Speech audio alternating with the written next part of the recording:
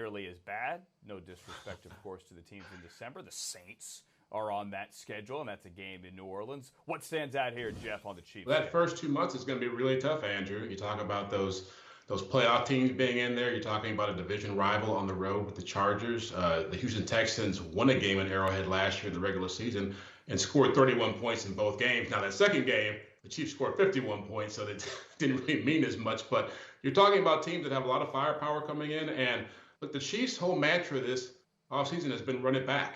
They've got 20 of 22 starters coming back from last year's team. And Patrick Mahomes talked about the fact that everybody knows that when teams win the Super Bowl, there is a natural letdown. Teams relax. They feel like they've accomplished what they wanted to accomplish. But this team celebrated for about a week or two, and they got back to business. Even with this virtual offseason because of coronavirus, they've been very intent on trying to repeat again. And Andy Reid talked about, hey, if you want to repeat, you've got to push yourself to even more greatness. So we'll see what happens this fall.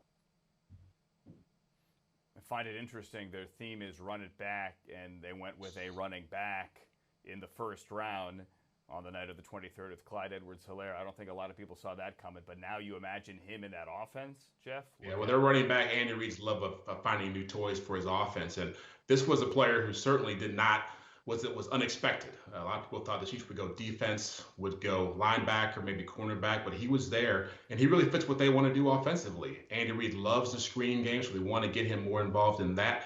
Quietly as it's kept, they had a real problem with their 4-minute offense down the stretch of the last season, being able to hold on to leads and put teams away, so he gives them that threat as well. They still have Damian Williams. They're going to get Darrell Williams back, but he brings depth as well. This team lost 3 running backs to injury and 2 to season-ending injuries last year. So Clyde Edwards-Helaire coming off that productivity and that great offense at LSU, perfect fit